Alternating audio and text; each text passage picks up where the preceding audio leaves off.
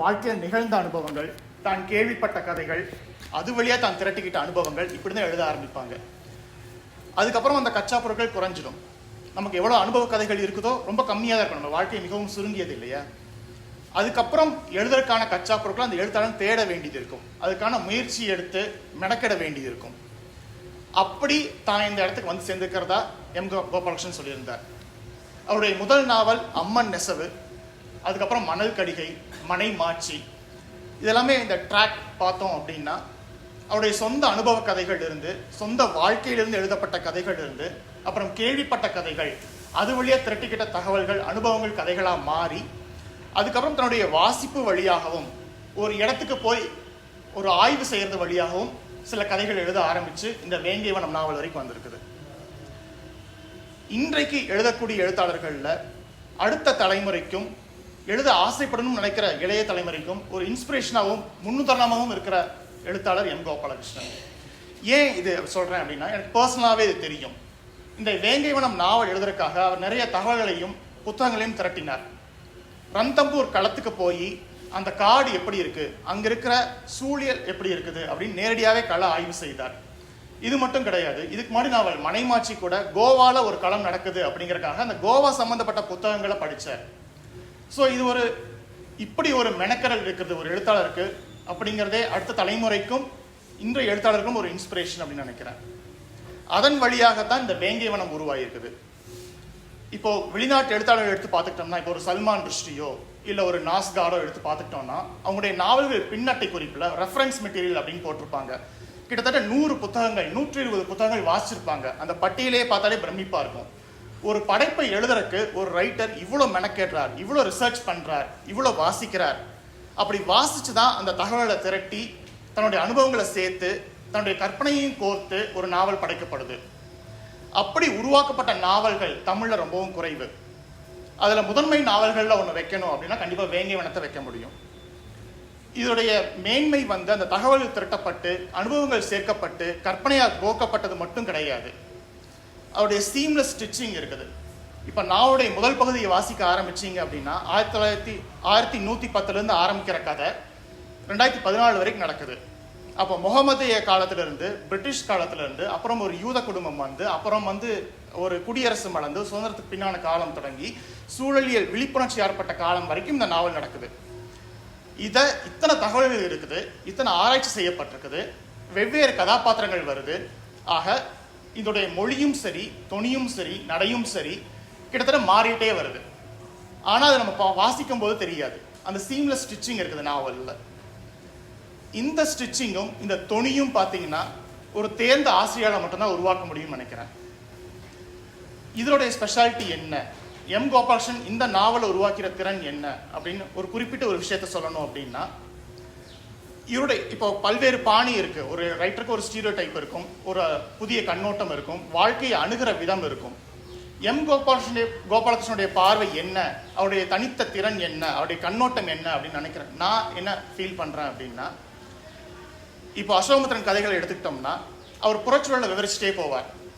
எண்ண ஓட்டங்கள் ரொம்ப குறைவா இருக்கும். இன்னும் சில எழுத்தாளர்கள் இருக்காங்க, இப்போ தஸ்தாவெஸ்கியோ டால்ஸ்டாய் மாதிரி எழுத்தாளர்கள் இருக்காங்க. அவங்க மனசை படிச்சுக்கிட்டே போவாங்க. ஒரு மனுஷன் எப்படி மனசில் என்ன நினச்சிட்டே இருக்கிறான், ஒரு சூழலுக்கு எப்படி ரியாக்ட் பண்ணுறான், எதிர்வினை ஆற்றான் அப்படின்னு அதை விவரிச்சுட்டே போவாங்க. எம். கோபாலகிருஷ்ணனுடைய பார்வை என்ன அப்படின்னா, மனிதனுடைய நடத்தைகளை அப்சர்வ் செய்வது, ஒரு புறச்சூழலை கிரியேட் பண்ணுறது, அதில் மனிதர்கள் எப்படி எதிர்வினையாற்றுறாங்கன்னு சொல்லாமல் நேரடியாக குறிப்பிடாமல் ஒரு மனிதன் எப்படி பிஹேவ் பண்ணுறான், அந்த சிச்சுவேஷனை எப்படி நடந்துக்கிறான் அப்படின்னு சொல்கிறது. அந்த நடத்தையின் வழியாக அவனுடைய குணம் என்ன, அவன் என்ன மாதிரி முடிவுகளுக்கு போகிறான், என்ன மாதிரியான விளைவுகளை ஏற்படுத்துகிறான் அப்படின்னு சொல்கிறது. இது ரொம்ப ஒரு தனித்த எழுத்து நடை, எழுத்து பாணி. ஏன்னா இப்போ ஒரு நடத்தையை சொல்லும்போது நம்ம எப்போவுமே எந்த கதையாக இருந்தாலும் சரி, எந்த களமாக இருந்தாலும் சரி, கடைசியில் மனுஷனை பற்றி மட்டும் தான் சொல்ல போகிறோம். எந்த டாபிக் எடுத்துக்கிட்டாலும் சரி, எந்த களமாக இருந்தாலும் சரி, அதில் உலவர மனுஷன், அந்த கேரக்டர் எப்படி பிஹேவ் பண்ணுது அப்படிங்கிறத சொல்ல போகிறோம். அந்த பிஹேவியர் வழியாக நம்முடைய கற்பனையை கொண்டு போகிறது ரொம்ப கஷ்டமான விஷயம். ஏன்னா நடத்தி ஆல்ரெடி சொல்லிட்டோம், ஒரு மனுஷன் இப்படி இந்த சிச்சுவேஷனில் நடந்துக்கிறான் அப்படின்னு சொல்லியாச்சு. அதன் வழியாக அவனுடைய எண்ண ஓட்டம் என்னவாக இருக்கும் அப்படின்னு கற்பனை செய்ய வைக்கிறார். அதை நேரடியாக ரொம்ப சொல்கிறது கிடையாது, ரொம்ப விலாவரியாக சொல்கிறது கிடையாது, ரொம்ப சுருக்கமாக தான் சொல்கிறார்.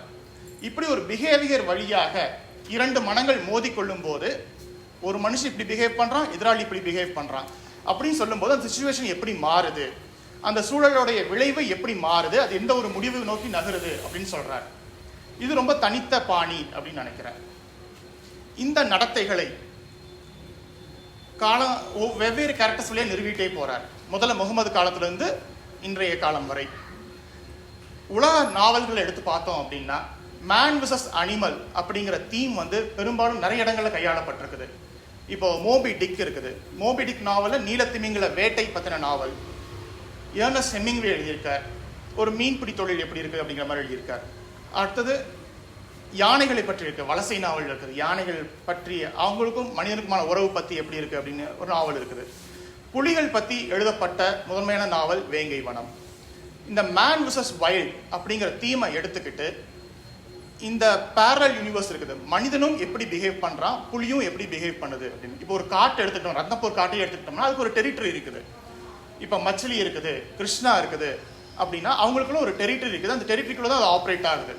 கிருஷ்ணாவுடைய எல்லைக்குள்ள அதோடைய தம்பியோ தங்கையோ வராது.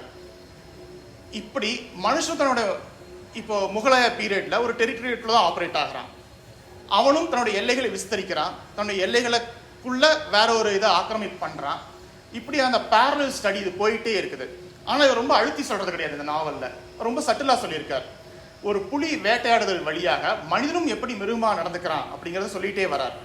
அதை நம்ம கவனிச்சு பார்த்தோம்னா அந்த பேரல் ஸ்டடி வந்துட்டே இருக்குது. சில இடங்கள்ல புலியை விட மோசமா, ஒரு விலங்கை விட மோசமா மனிதன் எந்த அளவுக்கு தரம் தாழ்ந்து போகக்கூடியவன் அப்படிங்கிறதையும் அவர் இந்த நாவலில் சொல்லிட்டே வரார். இந்த கேரக்டர் ஸ்டடி வழியாக வந்து மனிதனும் மிருகமும் எப்படி ஆப்ரேட் ஆகிறாங்கன்னு சொல்லி இது ரெண்டு பாகமா பிரிச்சிருக்கார். ஒன்று வேட்டைக்காடு, இன்னொன்று அணிநிழற்காடு.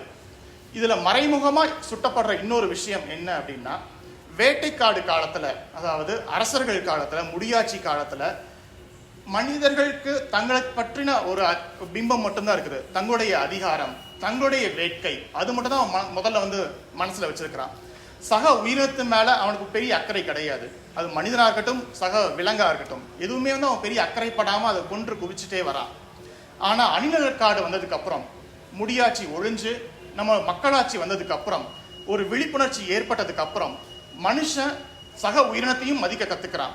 அதுக்குன்னு ஒரு ஸ்பேஸ் வேணும், அதோடைய டெரிட்டரி இருக்குது அப்படின்னு கத்துக்கிறான். அப்போ மேன் விசஸ் வைல்டுல மனுஷனும் ஒரு விலங்காதான் நடந்துட்டு இருக்கானா, விலங்கை விட கீழே தான் போயிட்டு இருக்கானா அப்படின்னு சொல்லியிருந்தா இது சாதாரண நாவலா இருந்திருக்கலாம். ஆனா இதோடைய உன்னதம் எங்க போகுது, இது போய் எங்க ஒரு ஹைட்ல தொடுது அப்படின்னா, மனிதன் தன்னுடைய குற்ற உணர்ச்சியை புரிந்து கொள்வான். அந்த கில்ட் வழியாக இந்த உலகத்தை அவன் மேன்மைப்படுத்த முயல்வான் அப்படின்னு சொல்லி முடிக்கிறார். ஏன்னா ஒரு வேட்டையாடுற மனிதனா இருந்தவன், புலியை கொன்று குவித்தவன், கடைசியில் அந்த புலிக்கே போய் சோறு வைக்கிறான். அந்த உயிரினத்தை எப்படியாவது காப்பாற்றணும் அப்படின்னு நினைக்கிறான். அந்த இடத்துக்கு ஒரு மனிதன் வருவான், பக்குவப்பட்டு வருவான். அதனால மனுஷங்கள் மீது நம்பிக்கை இழந்து விட தேவையில்லை அப்படிங்கிற இடத்துல இந்த நாவல் முடியுது. மனிதனுடைய கீழ்மையெல்லாம் சொல்லி அவனுடைய மேன்மையான இடத்துக்கு பக்கத்துக்கு போய் நிற்கிறதுனால இந்த நாவல் இன்னும் ஒரு உயரத்துக்கு போகுது. அந்த ஸ்டீரியோடைப் எல்லாம் உடைச்சுக்கிட்டு ஒரு நல்ல நம்பிக்கையை கொடுத்து இந்த நாவல் முடியுது. நான் முன்னமே சொன்ன மாதிரி எந்த களமாக இருந்தாலும் மனுஷங்களை பத்தி தான் பேசுறோம். ஒரு நாவல் பேச போகுது, மனுஷன் என்ன, ஆண் பெண் உறவு தான். அந்த ஆண் பெண் உறவை எப்படி டீல் பண்ணியிருக்காரு அப்படிங்கிறது ரொம்ப அழகா வந்திருக்குது. அது சாராவாகட்டும், டேவிடாக இருக்கட்டும், இல்ல நூர்ஜஹான், மெஹரனிசா, நூர்ஜஹான், ஜஹாங்கீர் இவங்களா இருக்கட்டும், இவங்களுடைய உறவு எப்படி ஆப்ரேட் ஆகுது அப்படின்னு பார்த்திருக்காரு. இதுல இவருடைய கற்பனை எங்க, இப்போ வந்து தரவுகளால் திரட்டப்பட்ட நாவல், ஆய்வு செய்யப்பட்டு எழுதப்பட்ட நாவல் அப்படின்னா நம்ம சொல்லியாச்சு. இப்போ முகலாய வரலாறு ரொம்பவே டாக்குமெண்ட் பண்ணப்பட்டிருக்கு. ஷாஜகான் எப்படி இருந்தார், அக்பர் எப்படி இருந்தார், மும்தாஜ் எப்படி இருந்தாங்க, இதெல்லாம் ரொம்ப டாக்குமெண்ட் பண்ணப்பட்டிருக்கு. அப்போ எழுத்தோடைய கற்பனை இங்க ஆப்ரேட் ஆயிருக்கு அப்படின்னா, இந்த ரெண்டு கேரக்டர்ஸ்குள்ள உறவு எப்படி இருந்தது, அவங்க எப்படியெல்லாம் ஒரு அரசாங்கத்தை நடத்தும் போதும், ஒரு முடிவு எடுக்கும் போதும் அவங்களுடைய ஆணவம், அகந்தை அல்லது அவங்களுடைய அன்பு எப்படிலாம் பரிணமிச்சு வந்திருக்குது அப்படின்னு சொல்றாரு. இதுக்கு தான் ஒரு எழுத்தோடைய கிரியேட்டிவிட்டி அவசியப்படுது. மற்றதெல்லாம் தரவு எடுத்து எழுதிடலாம். ஆனா நூர்ஜஹானும் ஜஹாங்கீரும் எப்படியெல்லாம் பேசிக்கிட்டாங்க, அவங்க உறவு எப்படியெல்லாம் பரிணமிச்சு வந்தது, எப்படி வந்து அவங்க ஒவ்வொருத்தர் டீல் பண்ணிக்கிட்டாங்க அப்படின்னு சொல்றதுக்கும், மும்தாஜும் நூர்ஜஹானும் எப்படி வாழ்ந்தாங்க, அவங்களுக்குள்ளான உறவு எப்படி இருந்தது அப்படின்னு கற்பனை பண்ணிக்கிறதுக்கும் அந்த எழுத்தோடைய திறன் அவசியப்படுது. இந்த இடத்துல இதோடைய ரொம்ப நல்லாவே இந்த கிரியேட்டிவிட்டி ஆப்ரேட் ஆகி ரொம்ப உன்னதமான மேன்மை நிலைகளை அவர் சொல்லிட்டே போறார். இதில் இன்னொரு விஷயம் என்னன்னா, நம்பகத்தன்மை கெடாமல் இருப்பது. ஏன்னா கிரியேட்டிவிட்டி ஒரு இடத்துல வரும்போது, ஒரு இடத்துல புகுத்தும் போது நம்ம வந்து அந்த இடத்துல கன்வின்சிங்காக சொல்லணும் அப்படின்றது. ஏகப்பட்ட தரவுகள் இருக்குது, ஏகப்பட்ட டைம் பீரியட் இருக்குது. இவ்வளவும் கச்சா பொருட்களாக இருக்கும்போது இதுக்குள்ள எங்கெல்லாம் கேப்ஸ் கிடைக்குதோ, எங்கெல்லாம் ஸ்பேஸ் கிடைக்குதோ அங்கெல்லாம் வந்து ஒரு ஆவணத்தன்மை வந்து விடாமல் ஒரு உயிரோட்டமான சித்திரத்தை இந்த நாவலில் கொடுத்துருக்கார். இத்தனை விஷயங்களால தமிழ்ல வெளிவந்த முதன்மையான நாவல்களில் ஒன்றா வேங்கைவனம் இருக்குது. நன்றி.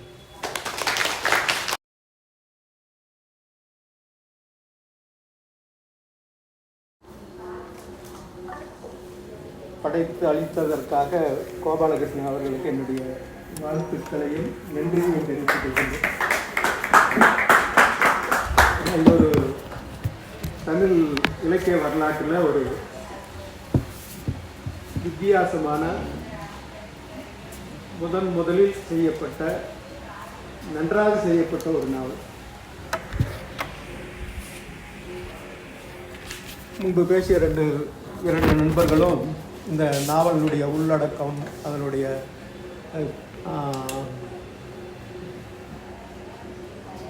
அதை பற்றிய விமர்சனங்கள் போன்றவற்றையெல்லாம் சொன்னார்கள். நான் பொதுவாக இந்த நாவல் எப்படி தமிழ் இலக்கியத்துக்குள்ளே நிற்கின்றது என்ற ஒரு புறத்தனை, இது அகத்தனையை பற்றி அவங்களாம் பேசிட்டாங்க. இப்போ நான் ஒரு புறத்தனையை பற்றி சொல்லி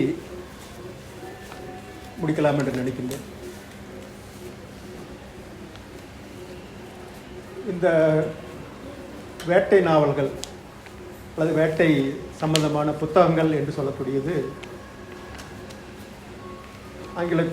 ஆங்கிலத்தின் மூலமாக நிறைய நமக்கு படிக்க கிடைக்கின்றது.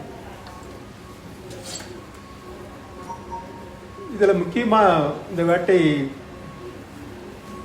சம்பந்தமான புத்தகங்களை எழுதி பிரபலமாக்கியவர் என்று சொன்னால் கேப்ஸ்டிக்னு சொல்லக்கூடிய ஒருத்தர்.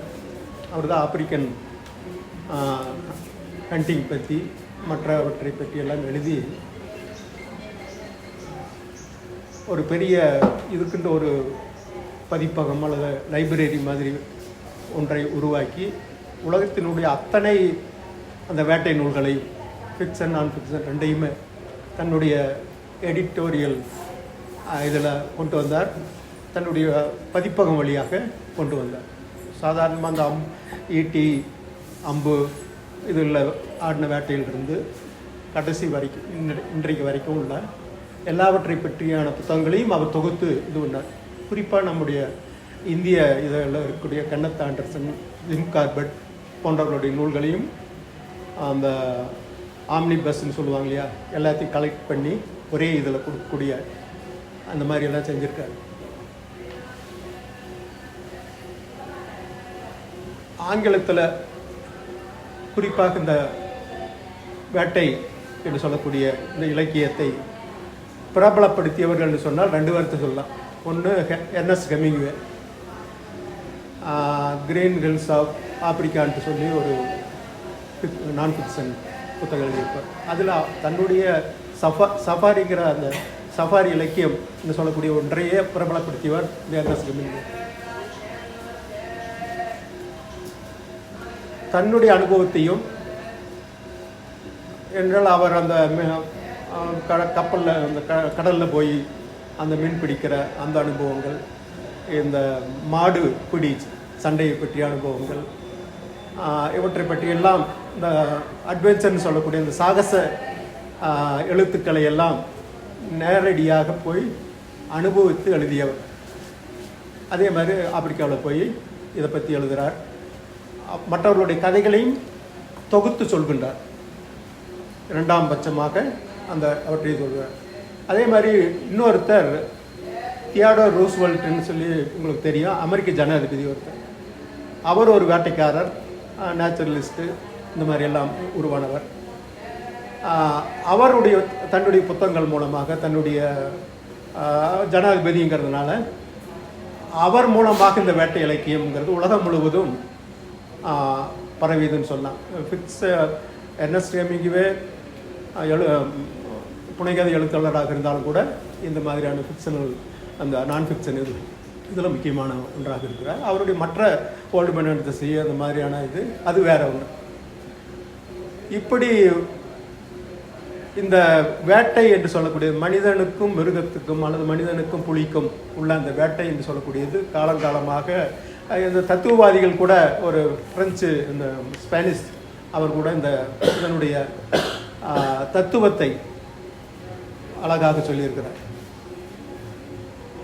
முதல் எப்படி மனிதன் புலியினுடைய ஸ்கேவஞ்சராக இருந்தான், புலி அடித்து தின்னதை தான் போய் அந்த மிச்ச மீதி தின்று கொண்டிருக்கக்கூடிய ஒரு நிலையில் அந்த இருந்தான். பிறகு எப்படி புலியை வேட்டையாடக்கூடிய ஒரு நிலைக்கு போனான், பிறகு அந்த கன்சர்வேட்டரி பாதுகாக்கக்கூடிய ஒரு நிலைமை, இந்த மாதிரி அதை பால்படுத்தக்கூடிய அந்த மாஃபியா குரூப் வந்து அதையெல்லாம் இது பண்ணுறாங்களே, இந்த மாதிரியான இது எப்படி ஒவ்வொன்றாக டெவலப் ஆகிருக்கு. அதே மாதிரி இதனுடைய ஆன்மீகம் என்ன என்பதை பற்றியெல்லாம் கண்டர் இந்த மாதிரி 2-3 பேரெல்லாம் எழுதியிருக்காங்க. எனவே இப்போ இந்த வேட்டை இலக்கியங்கிறது சொல்லக்கூடியது பெரும்பாலும் ஜிம் கார்பெட் முதல் கொண்டு எல்லாருமே இந்த மேன் ஈட்டர்ன்னு சொல்லக்கூடிய ஆட்கொல்லி புலிகளை பற்றி அல்லது ஆட்களை மக்களை துன்புறுத்தக்கூடிய மிருகங்களை பற்றிய கதைகள், நேரடி அனுபவங்கள், அவர்களுடைய வேட்டை அனுபவங்கள் இவற்றை பற்றி சொல்லக்கூடியதாகத்தான் இருக்கின்றது. இன்னொன்று அதை கதையாக சொல்லக்கூடிய இன்னொரு வகையானது என்று 2 வகை இருக்கின்றது. இதில் மனிதன் காட்டில் வேட்டையாடி இருக்கின்றான், கடலில் வேட்டையாடுறான், நிலத்தில் சமவெளியில் இருக்கக்கூடிய வாழ்க்கைங்கிறது விவசாய வாழ்க்கைங்கிறதுல வேறு வகையானது. கால்நடைகளை வளர்க்கின்றார் என்று சொல்லக்கூடியது. இதில் அந்த காடும் கடலும் அதனுடைய வேட்டை அனுபவங்கள் நிறைய பேர் எழுதியிருக்காங்க. உலக இலக்கியத்தில் ஒரு முக்கியமான நாவல் என்று சொல்லக்கூடியது மோபி டிக். அவர் கூட குறிப்பிட்டார். மெல்வில் எழுதின அமெரிக்க நாவல் மோபி டிக். அமெரிக்க நாவல்கள்லேயே மிகச்சிறந்தது எது என்று கேட்டால் கூட மோபி டிக் என்று தான் சொல்லுவேன். அதே மாதிரி உலக இலக்கியத்தினுடைய முக்கியமான ஒரு நாவலாக டால்ஸ்டாய்ஸ்கி எல்லாம் சொல்கிறோம் இல்லையா, அதுக்கு இணையாக இந்த ஒரு நாவலை சொல்லலாம். ஏனென்றால் டால்ஸ்டாய்ஸ்கி எல்லாமே மனித உறவுகளை, மனித அந்த போர்களை இதை பற்றி சித்தரித்தவர்கள். இவர் கடலில் மிருகத்துக்கும் மனிதனுக்கும் நடக்கக்கூடிய ஒரு இதை சொல்லுகின்றார். மிக பிரமாதமான ஒரு நாவல் என்று சொல்லலாம். அது தமிழில் மொழிபெயர்க்கப்பட்டதாக சொல்கிறார்கள். தி ஜானகிராமன் அதை மொழிபெயர்த்தார் என்று சொல்கிறார்கள். முழுசாக பண்ணாரா சுருக்கி பண்ணாராங்கிறது தெரியல. ஆனால் திமிங்கல வேட்டை என்று சொல்லி ஒரு 67 வாக்கில் ஒருத்தர் காதம்பரி என்று சொல்லக்கூடிய ஒருத்தர் ஒரு 200-250 பக்கத்தில் அதை சுருக்கி சொல்லியிருக்கிறார் திமிங்கல வேட்டை என்று. முன்னாடி யாரோ கூட செஞ்சுருக்காங்க, சிவன் அந்த மாதிரி ஆட்கள் சுருக்கி சொல்லியிருக்காங்க. இருந்தாலும் அந்த சுருக்கமான அந்த திமிங்கல வேட்டைங்கிற அந்த காதம்பரியினுடைய நூல் ஒரு நல்ல நூல் தான். இந்த வேட்டை இலக்கியம் சம்பந்தமாக சொல்லும்போது தமிழில் வந்திருக்கக்கூடிய சிலவற்றை குறிப்பிடுவது உங்களுக்கு உபயோகமாக இருக்கலாம். எப்படி மோபி டிக் மீன்பிடிப்பு அந்த திமிங்கல வேட்டையை பற்றி சொல்கின்றதோ அதே போல் தாத்தாவும் பேரனும் என்று ஒரு நூல் வள்ளிக்கண்ணன் மொழிபெயர்த்து அந்த காலத்தில் வந்திருக்கின்றது. தாத்தாவும் பேரனும் அதில் அந்த மீன் பிடித்தல், மீன் வேட்டை என்பதை பற்றிய ஒரு தத்துவ விசாரணை மாதிரி பேரனுக்கு தாத்தா சொல்லக்கூடிய ஒன்றாக வந்திருக்கக்கூடிய ஒரு முக்கியமான நாவலை தமிழில் இருக்குங்கிறதுக்காக அதை குறிப்பிடுகின்றேன். வேட்டை அந்த அல்லது இந்த மாதிரியான வேட்டை சம்பந்தமான இலக்கியத்தில் அது ஒரு முக்கியமான நூலாகவும் இருக்கின்றது. அதே மாதிரி அமெரிக்காவில் இந்த பஃபாலோ அல்லது அமெரிக்கன் பைசன் சொல்லக்கூடிய அதை வேட்டையாடினார்கள். இதை பற்றி ஒரு 2 நூல்கள் தமிழில் வந்திருக்கு. அந்த தமிழில் வந்திருக்கக்கூடிய நூல்கள் ஒன்று இயர்லிங்னு சொல்லக்கூடிய ஒரு நாவல், ஒரு ஜுவனில் நாவல்னு சொல்லலாம். பெரியோர்கள் படிக்கக்கூடியது, சிறியோர்கள் படிக்கக்கூடியது எல்லாமாக இருக்கக்கூடிய ஒரு நாவல். அமெரிக்காவில் மிக பிரபலமானது. சினிமாவெல்லாம் கூட வந்து ரொம்ப நிறையா அவார்டுகள் எல்லாம் வந்துச்சு. இளமை கனவுன்னு சொல்லி அதை தமிழில் ஒரு 70 வாக்கிலேயே மாயாவி என்று சொல்லக்கூடியவர் ஒருத்தர் மொழிபெயர்த்து ஒரு 300-350 பக்கம் இருக்கக்கூடிய பெரிய புத்தகம். அதை வெளியிட்டிருக்கிறார். மிக அதாவது நம்ம நாவல் இலக்கியத்தினுடைய உச்சாணி கொம்பில் இருக்கக்கூடியவற்றை பற்றியெல்லாம் சொல்லும்போது வேறு வேறு அளவுகோல்களை வைப்போம். இது அப்படி அல்ல. சாதாரண எளிய ஒரு இந்த காட்டுக்குள்ளே வாழக்கூடிய ஒரு சிறு பையனை பற்றிய, ஜோடின்னு சொல்லக்கூடிய ஒரு பையன், அவன் வளர்க்கக்கூடிய ஒரு மான்குட்டி பற்றிய ஒரு கதை தான். இருந்தாலும் அந்த கானகம் பற்றிய, ஏனென்றால் வேங்கை வனம் என்பது புலியை பற்றி மட்டுமல்ல, அந்த வனத்தை பற்றிய கதை. புலிங்கிறது கடைசி பகுதிகளில் தான், மச்சிலிங்கிற புலிகளுடைய இது அந்த காட்டை பற்றிய ஒரு கதை தான். எனவே அந்த காட்டையும் வேட்டையையும் பற்றிய சில நூல்களை நான் சொல்ல நேர்கின்றது. இந்த 2 நூல்கள் தமிழில் இருக்கின்றது என்பதால் அதை நீங்கள் படித்து பார்க்கலாம். இன்னொன்று, இது ஒரு சரித்திர நாவல் என்று சொல்லக்கூடிய மாதிரி, அதாவது சரித்திரம்னா அந்த காலத்து சரித்திரத்திலிருந்து இந்த காலத்து சரித்திரம் வரைக்கும் சொல்லக்கூடிய ஒரு சரித்திர நாவலாக இதை வேங்கை வனத்தை சொல்லலாம் என்பதால் இந்த பாணியில் வந்தது. இந்த காவல் கோட்டை மாதிரி ஒரு சில நாவல்கள் தான் இந்த மாதிரி அந்த சீன் பை சீன், அந்த காட்சிகளாக நாடக தருணங்கள் என்று சொல்லுவாங்க இல்லையா, அந்த மாதிரி தருணங்களை வைத்து ஒரு கதையை உருவாக்கக்கூடிய ஒரு நிலையில் இந்த நாவல் உருவாகி இருப்பதை பார்க்கலாம். ஒரு காலத்தில் சரித்திர நாவல் என்று, தமிழில் சரித்திர நாவல் என்று சொல்லக்கூடியதே கல்கிபாணி நாவலாக மாறிவிட்டது. பின்னாடி பிரபஞ்சன், பாலகுமாரன் போன்றவர்கள் கொஞ்சம் அதிலிருந்து மாறுதலை கொண்டு வந்தார்கள். இருந்தாலும் முழுமையான சரித்திர நாவல் என்று சொல்லக்கூடியது இது மாதிரி வரணும், வேங்கை வனம் மாதிரி வரணும் என்று தான் நினைக்கின்றேன். வேங்கை வனம் என்ற பெயரிலேயே கோவிமணி சேகரன் ஒரு சரித்திர நாவல் எழுதியிருக்கிறார். அது தெற்கத்தி மறவர்களை பற்றிய ஒரு சரித்திர நாவல் என்று நினைக்கின்றேன், வேங்கை வனம் என்ற பெயரில். அதே போல் இதில் வரக்கூடிய அந்த நூர்ஜஹான், மற்ற அந்த முகலாய அரசிகள், காதலர்கள் பற்றி சில நூல்கள் தமிழில் வந்திருக்கு. அபு நிசா, நூர்ஜஹானுடைய சலீமானார்களை பற்றி, நூர்ஜஹானை பற்றியெல்லாம் தீனா சுப்பிரமணியம் மாதிரி ஆட்கள், சிரஞ்சீவி போன்றவர்கள் எல்லாம் இது அந்த காலத்தில் எழுதியிருக்காங்க. நான் அந்த காலத்தில் அந்த காதல்ங்கிற ஒரு இதுக்காக அது எல்லாத்தையும் படித்திருக்கின்றேன்.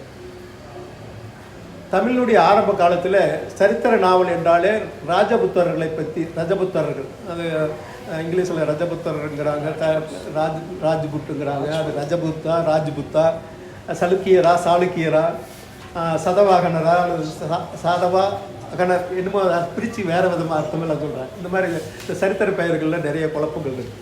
அது என்னங்கிறது அந்த மொழியை தெரிஞ்சு ராஜ்புத்துன்னு இங்கிலீஷில் படிக்கிறோம். அங்கே என்ன சொல்கிறாங்க, ஹிந்தியிலுமே ரஜபுத்தர்கள் நம்ம அப்படி சொல்கிறோம். ஐயா, அதாவது இங்கிலீஷ்லேருந்து வர்றது ராஜபுத்திரர்கள் சொல்கிறது ராஜபுத்து, சலுக்கியர்கள்பாங்க இங்கிலீஷில். அதே மாதிரி நம்ம இதில் சாளுக்கியர்கள்பாங்க. இந்த மாதிரி நிறைய குழப்பங்கள் இருக்குது. சரி, அது இருக்குது.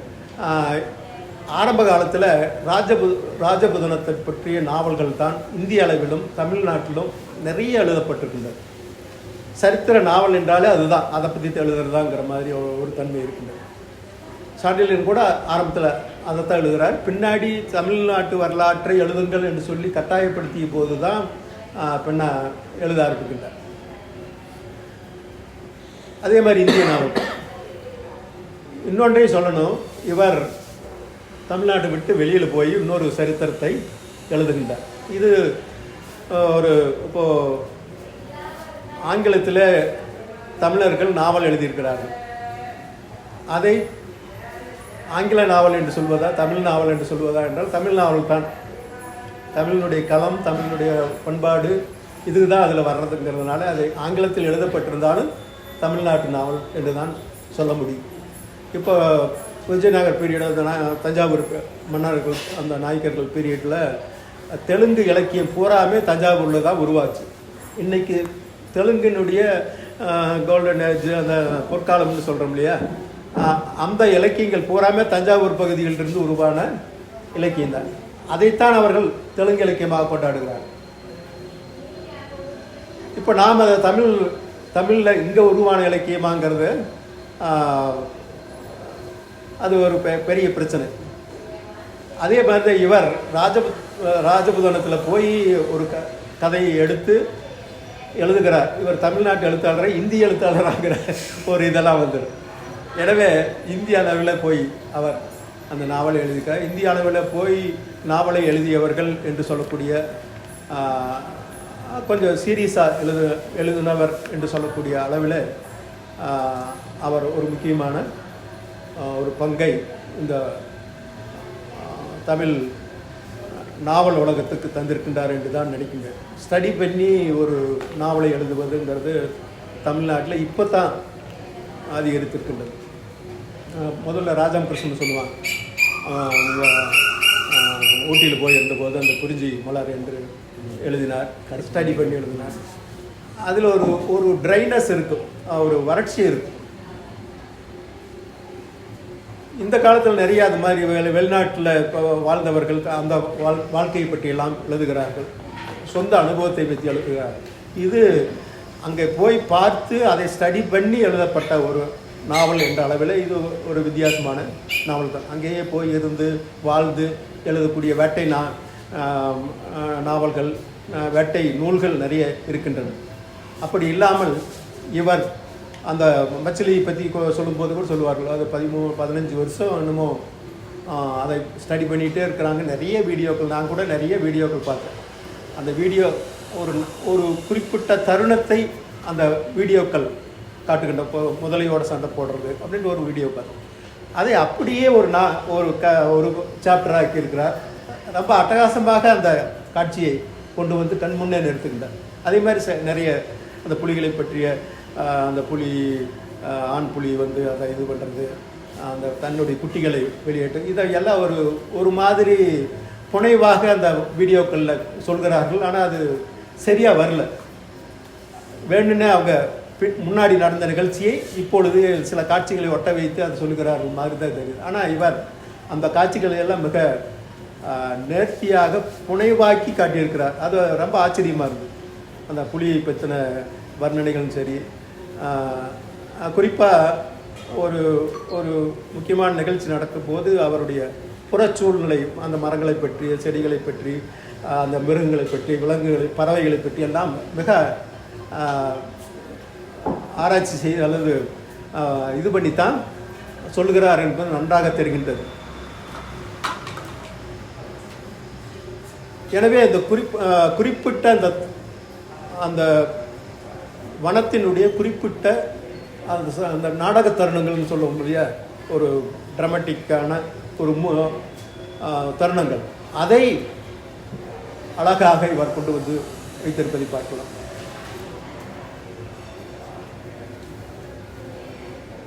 இதில் அந்த புலியை பற்றி அந்த இதில் எல்லாம் சொல்கிறது ரொம்ப ஆச்சரியமாக இருந்தது. முன் கால்கள் என்று கூட சொல்ல மாட்டேங்கிறார், முன் கைகள் தான் சொல்கிறார். கைகளால் அது கை ஸ்டெப் வைக்கிறது, அது தூக்கி காற்றிலே அது அலையிறது, இந்த மாதிரியான நிகழ்ச்சிகள் எல்லாம் ரொம்ப அழகாக அந்த வீடியோக்குள்ளோ மற்றவர்களோ நேரிலேயே பார்த்து அதையெல்லாம் கொண்டு வந்திருப்பதை பார்த்து ரொம்ப ஆச்சரியமாக தான் இருந்தது. எனக்கு இந்த கோபாலகிருஷ்ணனுடைய ஆரம்பகால கதைகள் அவ்வளவாக, சுப்பரவாதி மனிதனோட நல்லா எழுதுகிறார் திருப்பூர் பற்றி அப்படிங்கிற மாதிரி தான் இருந்தது. பின்னாடி அசோகமுத்தன் பாணி தான் தனக்கு பிடிச்சதுங்கிற சொல்கிற போது கூட கொஞ்சம் ஒரு மாதிரி இருந்தது. ஏன்னா எனக்கு அசோகமுத்தனுடைய இது இதாகாது. பின்னாடி இந்த அவருடைய மனைமாட்சி வந்தபோது தான் அவர்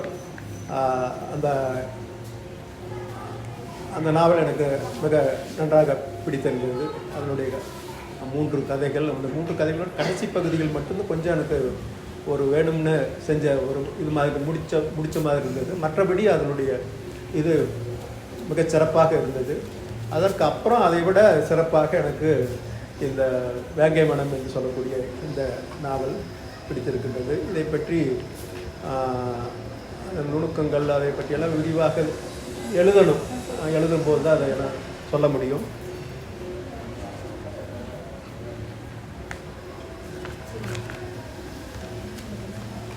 இந்த மச்சிலியை பற்றி கூட அந்த மச்சிலி இந்த மீன் குறி ஏதோ இருக்கிறதுனால அதுக்கு மச்சிலினாவே மீன் சொல்லுவாங்க. அந்த அங்கே சொல்கிறாங்கன்னு சொல்கிறாங்க. மீன் குறி இருக்கிறதாக சொல்கிறாங்க. அது ஒரு டாக்குமெண்ட்ரி அந்த பிபிசிக்கு எடுத்த 13 வருடங்களாக அதை ஸ்டடி பண்ணி எடுத்த ஒருத்தர்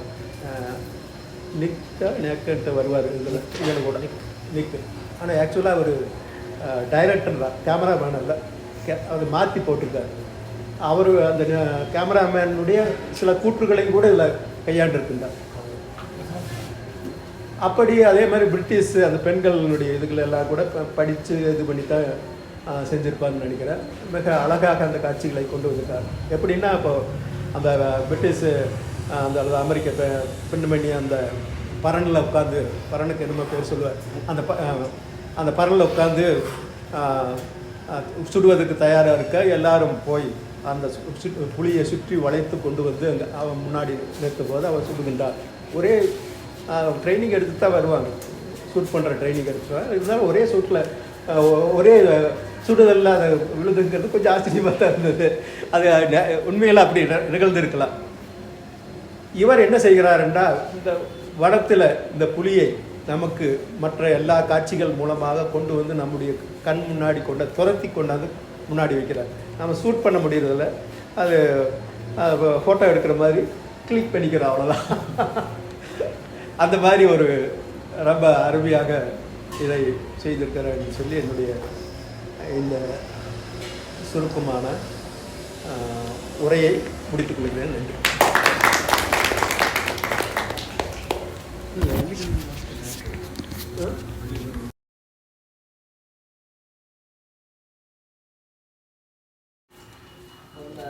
வணக்கம். இந்த மாதிரியான ஒரு சூழலில் இந்த மாதிரி இடத்துல இந்த நிகழ்ச்சி ஏற்பாடு செய்ததுக்கு ரொம்ப ரொம்ப சந்தோஷம். நிகழ்ச்சியோட தொடக்கத்தில் ஒரு சகோதரி ஒரு அழகான பாடலை பாடினாங்க. அவங்க இல்லையா? அப்போ எனக்கு வந்து பாராட்டுகள். அப்புறம் நீங்கள் வந்து பொங்கலூர் பள்ளியோட ஆசிரியர்னு சொன்னீங்க இல்லையா? பல்லடம் பக்கத்தில் இருக்க பொங்கலூரில் என்னுடைய கல்லூரி நண்பர், இன்றைக்கி தொடர்பில் இருக்கக்கூடிய ஒரு நண்பர் பொங்கலூர் பள்ளியில் படித்தவர் தான், துரைசாமின்னு. அங்கேயே தான் இருக்கார் இன்னும். பொங்கலூர் பள்ளின்னு தான் அந்த பள்ளியோட ஞாபகம், அவங்க தோட்ட ஞாபகம் தான் வந்தது. அப்புறம் அவர் பார்த்திபன் சார் சொல்லும்போது இங்கே இருக்கக்கூடிய இருக்கைகள் அல்லது பெஞ்சுகள் அட்ஜஸ்ட் பண்ணிட்டு உட்காந்துருக்கீங்கன்னு சொன்னார். இன்றைக்கி இலக்கிய கூட்டங்கள் நானும் மோகன் வேணுவெல்லாம் வந்து தொடக்க காலத்தில் ஒரு 30 வருஷத்துக்கு முன்னாடி வந்தபோது இலக்கிய கூட்டங்கள் அப்படின்னா ஒரு தேநீர் கிடைக்கும், அவ்வளோதான். வசதிகள் எல்லாம் எதுவுமே கிடையாது. அவங்கவுங்க பேருந்தில் போய்க்கலாம், சைக்கிளில் போய்க்கலாம், அப்படி தான் இருந்தது. அந்த மாதிரியான சூழல் தான். அதனால் இது புதிய விஷயம் அல்ல. அதனால் எங்களுக்கு கொஞ்சம் கம்ஃபர்டபுளாக இருக்கக்கூடிய இடம் அப்படின்னு கூட சொல்லலாம். இந்த மைக்குகள் இல்லாமல் இந்த மாதிரி சுற்றி உட்காந்து பேசுகிறது வந்து ரொம்ப நேரடியான ஒரு அனுபவத்தை கொடுக்கக்கூடிய விஷயம். அதனால் இந்த இடம் ரொம்ப சிறப்பாக இருக்குது, ரொம்ப சந்தோஷமாக இருக்குது. நாவல் பற்றின 3 விதமான பார்வை சொன்னாங்க. செந்தில்குமார் வந்து நாவலை பற்றி விரிவாக அதனுடைய பகுதிகள் என்னென்ன, அதில் என்னென்ன கதைகள் சொல்லப்பட்டிருக்கு அப்படிங்கிறத பற்றி விவரமாக சொன்னார். கோகுல் வந்து அதனுடைய கட்டமைப்பு, ஒரு நாவலாக அது எப்படி உருவாயிருக்கு, தமிழ் நாவலில் அதனுடைய இடம் என்ன அப்படிங்கிற மாதிரியான சிறப்புகளை எல்லாம் சொன்னார்.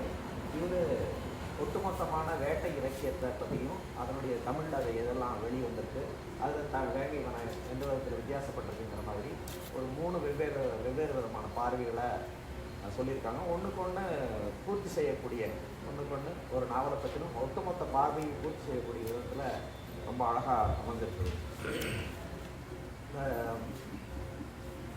மோகன் அவருடைய சின்ன உரையில் அவர் சொன்னார், இந்த நாவல் உருவான ஒரு புள்ளியை பற்றி. உண்மையிலேயே இந்த நாவல் எழுதுறதுக்காக அனந்தபுரம் காட்டுக்கு நான் போகிறேன். அனந்தபுரத்துக்கு ஒரு குடும்ப சுற்றுலாவுக்காக என் நண்பர் அங்கே இருக்கார், அவருடைய அழைப்பின் பேரில் அங்கே போயிருந்தோம். நாங்கள் என்னுடைய பயண திட்டத்தில் என்ன இருக்குது, ஜெய்ப்பூரில் நாங்கள் என்ன பார்க்க போகிறோங்கிறதுலாம் தெரியாது. வர சொன்னார், போய் இறங்கி நான் அன்னைக்கே மதியம் புறப்பட்டு அந்த 130 கிலோமீட்டர் தள்ளி இருக்கக்கூடிய அந்த காட்டுக்கு போய் சேர்ந்தோம். நாங்கள் போய் சேரும்போது நள்ளிரவு 11 மணிக்கு தான் போய் சேர்ந்தோம். என்ன அப்படின்னு கேட்டால் ரந்தம்பூர்னு ஒரு சரணாலயம், இது புலிகளினுடைய சரணாலயம் மட்டும்தான், அந்த தகவல் மட்டும்தான் அப்போ தெரியும், வேறு எதுவுமே தெரியாது எங்களுக்கு.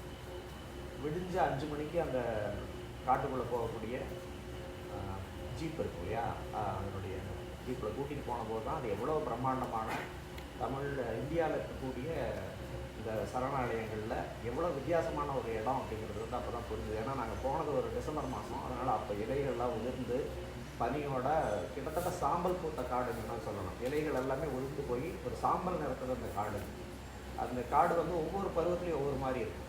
அதுதான் அதனுடைய விசேஷம். மழை காலத்தில் அது பயங்கரமான ஒரு காடாக இருக்கும். மழை முடிஞ்சு அந்த மழை பெய்யக்கூடிய பருவத்தில் வந்து உள்ளே அனுமதிக்கிறது ஒரு 2 மாதம் வந்து இந்த காட்டை கூட்டிடுவாங்க. அதுக்கப்புறம் போய் பார்க்கலாம். அதுக்கப்புறம் அந்த மே மாதம் முழுக்க கோடை காலத்தில் அந்த அது வந்து இன்னும் பயங்கரமாக இருக்கும். உக்கிரமான வெயில், தண்ணி இல்லாமல் தண்ணி. ஆனால் அங்கே இருக்கக்கூடிய ஒரு 3-4 பெரிய ஏரிகள் இருக்குது. அதில் வந்து தண்ணி வற்றவே வற்றாது.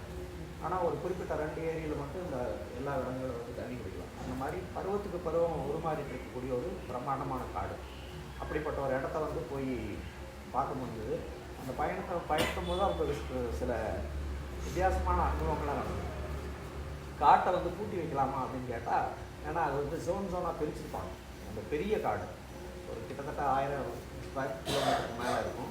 ஒவ்வொரு பகுதி 8 பகுதிகளாக பிரிச்சுருக்காங்க அந்த காட்டை. அதில் வந்து சுற்றுலா பயணிகளுக்கு அனுமதிக்கப்படக்கூடிய பகுதிகள் வந்து 3 தான். மீதி இருக்கக்கூடிய 5 பகுதிகளுக்கு யாரும் போக முடியாது. இது மாதிரியான அரசாங்க அலுவலர்கள் யாராவது அனுமதி வாங்கிட்டு போனோம்னா அந்த இடத்துல கூட்டம் மட்டும் திறந்து அதுக்குள்ள பாதையில் போயிட்டு மறுபடியும் இன்னொரு இடத்துல வெளியே போகலாம். அந்த மாதிரியான வசதிகள் இருக்கக்கூடிய ஒரு இடம். அப்புறம் அங்கே வந்து மிருகங்கள் மட்டும் இல்லை, இந்த பறவை ஆர்வலர்களுக்கு வந்து அதுதான் சொர்க்கம்னு சொல்லுவாங்க. அவ்வளோ விதமான பறவைகள் இருக்குது. நாங்கள் வந்து புலிகள் வந்து அதனுடைய முக்கியமான விலங்கினம். நீல்காய்னு ஒரு விலங்கு, அது அங்கே மட்டும்தான் பார்க்கலாம். அதுக்கப்புறம் ஏராளமான கரடிகள், மான்கள், இது மாதிரி உயிரினங்களுடைய எண்ணிக்கை வந்து அபாரமாக இருக்கும். பறவைகள் அந்த ஊர்நோக்கி வச்சு பார்த்தோம்னா பறவைகளுடைய எண்ணிக்கை வந்து அவ்வளவு பிரமாதமான பறவைகள், அதனுடைய சத்தங்கள், ஒலிகள். அதே மாதிரி தாவரம், பூக்கள், இது எல்லாமே விதவிதமாக இருக்கக்கூடிய ஒரு பெரிய சொர்க்கம் அது. இதுக்கு மேலே ஒரு 2 குன்றுகளுக்கு நடுவில் உச்சியில் அமைந்திருக்கக்கூடிய அந்த ரந்தம்பூர் கோட்டை, இது ரொம்ப பிரமாதமான ஒரு இடம். இந்த இடத்துல கொண்டு போய் கோட்டையை கட்டணும்னு அந்த கனவு இருக்கு இல்லையா, அது இன்றைக்கி வரைக்கும் அந்த அங்கே நிற்கிது. இந்த சௌகானுடைய கனவு இருக்கு இல்லையா, ஜெயன் சௌகானுடைய கனவு வந்து எவ்வளவு அந்த தொலைநோக்கு பார்வை எவ்வளவு அழகாக அவங்ககிட்ட இருந்து அமைஞ்சிருக்கு அப்படிங்கிறது ரொம்ப ஆச்சரியமாக இருக்குது. நீங்கள் அங்கே போய் பார்த்தீங்கன்னா கீழே இருந்து பார்த்தோன்னா அந்த உயரத்தில் வந்து அந்த கோட்டையினுடைய மகிழ்ச்சியோடு மட்டும்தான் தெரியும். மேலே அந்த படிகள் ஏறி போனதுக்கப்புறம் அங்கே போய் பார்த்தீங்கன்னா அது ஒரு பிரம்மாண்டமான ஊர், பிரம்மாண்டமான ஒரு வளாகம். அதில் ஒரு பெரிய 2 ஏரிகள் இருக்குது.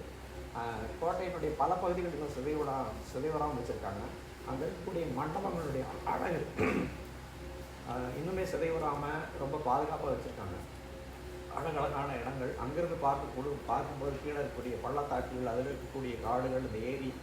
அதனால் ரந்தம்பூர் அப்படின்னு அந்த கோட்டைக்கு மேலே போயிட்டோம்னா பைத்தியம் முடிச்சுக்கணும், அந்த மாதிரியான ஒரு இடம். இதையெல்லாம் முதல் தடவை நாங்கள் போகும்போது எங்களுக்கு எதுவுமே அறிமுகமாகலை. ஏன்னா ஒரே நாளில் திரும்பி வந்துட்டோம். ஆனால் அந்த ஒரு நாளில் காலையில் 5 மணிக்கு போனோன்னா 11 மணிக்கு வெளியே வந்துடணும். மதியம் 3 மணிக்கு போனீங்கன்னா 6 மணிக்கு வெளியே வந்துடணும். அதுக்கு மேலே இருக்க முடியாது. ஒவ்வொரு பகுதிகளுக்கும் அந்த ஜீப்புகளுடைய எண்ணிக்கை வந்து ரொம்ப 10 ஜீப் மட்டும்தான் ஒரு பகுதிக்குள்ளே ஒரு நேரத்தில் போக முடியும். வேறு யாருக்கும் அனுமதி இருக்காது. ரொம்ப முறைப்படுத்தப்பட்ட சுற்றுலா கண்காணிப்பு இருக்குது. அப்புறம் ஜீப்புகளில் போகிறவங்க எந்த காரணத்தை கொண்டும் தரையில் கால் வைக்கக்கூடாது. தரையில் கால் வைக்கிறது தெரிஞ்சிருக்குன்னா அந்த ஜீப்புக்கு 6 மாதம் வந்து பேன் பண்ணிடுவாங்க, அந்த டிரைவருக்கும் அந்த ஜீப்புக்கு. இந்த மாதிரியான கட்டுப்பாடுகள் மிகுந்த ஒரு காடு. அதனால தான் அது இன்னும் அப்படி இருக்குது. இந்த 2 முறை போகும்போது எங்களுடைய அதிர்ஷ்டம், காலையிலையும் ஒரு புலியை பார்த்தோம். அதில் இன்னும் எனக்கு மறக்க முடியாத அனுபவம் என்னென்னா, அந்த புலியை நான் தான் முதல்ல அது போயிட்டுருக்குங்கிறத கண்டுபிடிச்சேன். அது வந்து ஒரு பள்ளத்தாக்கில் கீழே ஒரு செவத்துக்கு பக்கத்தில் அப்படி நகர்ந்துட்டு இருந்தது. நாங்கள் ரொம்ப உயரத்தில் போயிட்டு இருந்தோம். அந்த இடத்துல ஒரு மூமெண்ட் இருக்குது, இது நிறுத்துங்க அப்படின்னு நான் சொன்னேன்.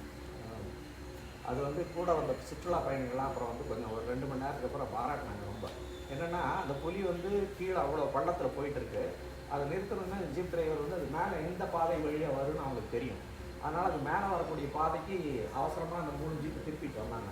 திருப்பிட்டு வந்து பார்த்தா கொஞ்சம் நேரத்தில் அந்த மேலே ஏறி எங்களுக்கு முன்னாடி அந்த சாலையில் அப்படியே நடந்து போயிட்டுருக்கு. இங்கே ஜீப்பு பின்னாடி இவ்வளோ தூரத்தில் உட்காந்துருக்கால அந்த தூரத்தில் போகலாம்.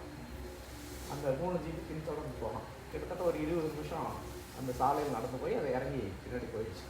அப்போ அந்த ஜீப்பில் இருந்தவங்கலாம் சொன்னாங்க, உங்களால் தான் இவ்வளோ க்ளோஸாக அதை பார்க்க முடியுது. இன்னும் எனக்கு சொல்லும்போது கூட அந்த சிலிர்ப்பாக இருக்குது அதனுடைய நடை. அவ்வளோ பக்கத்தில் பார்க்கணும். ஜீப்லேருந்து நீங்கள் பார்க்கலாம், ஒன்றும் பண்ணாது.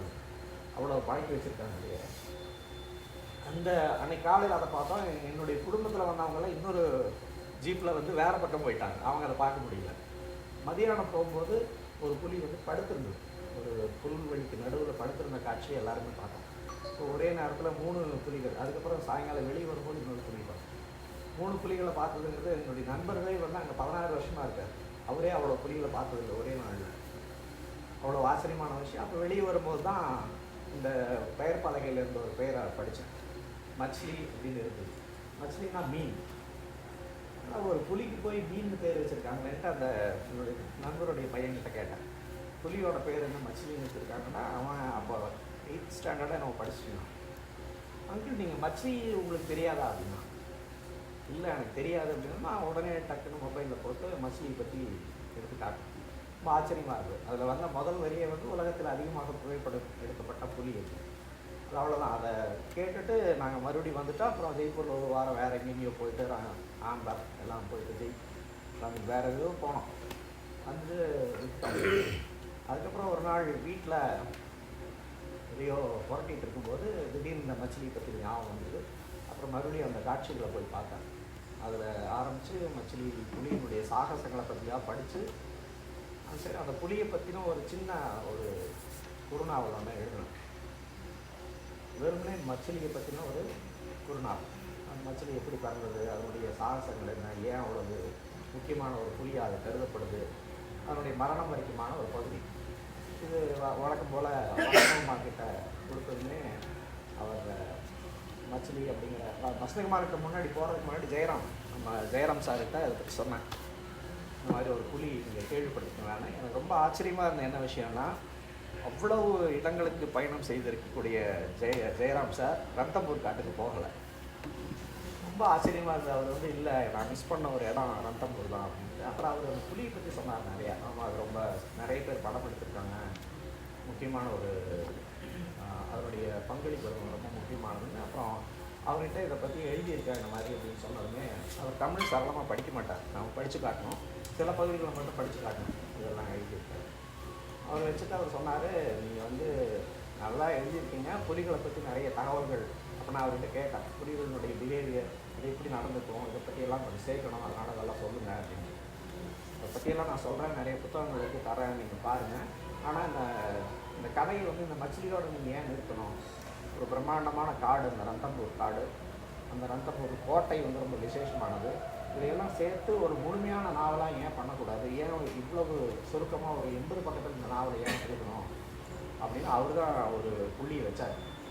ஏராளமான விஷயங்கள் இருக்குது. ஒரு காடுன்னு என்ன, காட்டுக்குள்ள இருக்கக்கூடிய உயிர்கள் என்னெல்லாம் நடக்கும், அதனுடைய சூழல் என்ன, இதை பற்றியெல்லாம் தமிழில் அவ்வளோவா வந்து பெருசாக ஒன்றும் இல்லை. அதனால் இதை பற்றி நீங்கள் எழுத முடியும்னா நீங்கள் பண்ணலாம் அப்படின்னாரு. சொன்னதோடு சேர்த்து வழக்கம் போல் ஒரு 20 புத்தகத்தை எடுத்துகிட்டு வந்து அடுக்கிட்டார். அவர்கிட்ட ஜெயராம் சாரை பற்றி தெரிஞ்சவங்களுக்கு தெரியும். அவருடைய வீடு அப்படிங்கிறது வந்து எப்படிப்பட்ட உலகத்தில் நாம் பார்க்க முடியாத புத்தகங்களுடைய ஒரு சொர்க்கம் அது. அவர் ஒவ்வொரு முறையும் எங்களை தேக்க வைக்கிறது அதுதான். போகும்போதெல்லாம் புத்தகங்களை எடுத்து அடுக்கி இதை பாருங்கன்னு சொல்லிட்டு, அங்கே இருக்கக்கூடிய புத்தகங்கள் வந்து இந்தியாவில் வேறு எங்கேயும் கிடைக்குமா அப்படிங்கிற அளவுக்கு விசேஷமான புத்தகங்களை வச்சுருப்பார். ரொம்ப பழைய புத்தகங்களெல்லாம் வந்து வச்சுருப்பார். அதுக்கான விலைகள்லாம் பார்த்திங்கன்னா லண்டன்லேருந்து வரக்கூடிய இதாக இருக்கும். லட்சக்கணக்கான விலை கொடுத்து வாங்கப்பட்ட புத்தகங்கள்லாம் வச்சுருப்பார். அந்த புத்தகங்கள் புலிகள் சம்மந்தமாக, புலி வேட்டை சம்மந்தமாக இருந்த புத்தகங்கள் எல்லாத்தையும் எடுத்து அடுக்கிட்டார். இதெல்லாம் இவ்வளோ தகவல்கள் இருக்குது, இதெல்லாமே விசேஷமாக இருக்கும் அப்படின்னு சொல்லி இந்த நாவலை அந்த மச்சிலியிலேருந்து நகர்த்தினவர் வந்து அவர் தான். அப்புறம் சில விஷயங்களெல்லாம் புலிகளினுடைய பிஹேவியர்ஸ் பற்றி சில வீடியோக்கள்லாம் காட்டினார். அவர் அப்சர்வ் பண்ண விஷயங்கள் சொன்னார்.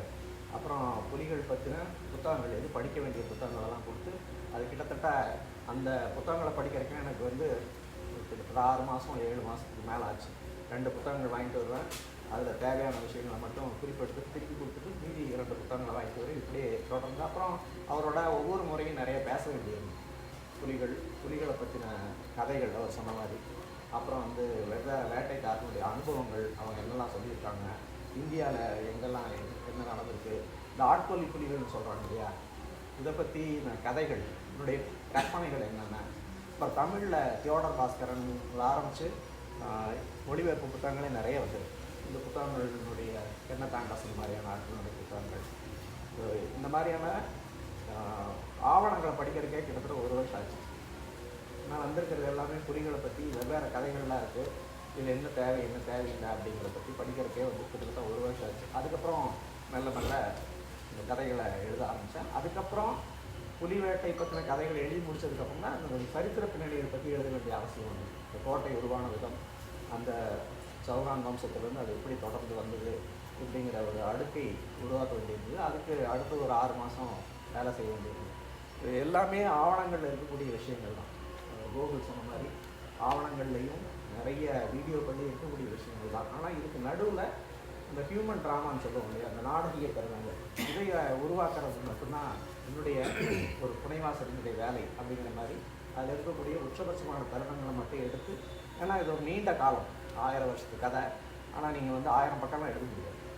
தமிழில் வந்து 200 பக்கத்துல தான் நீங்கள் எழுத சொல்கிறாங்க. அதுக்கு மேலே எழுதுனா விற்கிறதுக்கும் பிரச்சனை, படிக்கிறதுக்கும் பிரச்சனை. எல்லோரும் சுருக்கமாக வேணும்னாங்க. 500 பக்கத்து நாவலையே வந்து ஏன் எழுதுறேன்னு கேட்குறாங்க. நீங்கள் 200 பக்கத்தில் தான் எழுத சொல்கிறாங்க.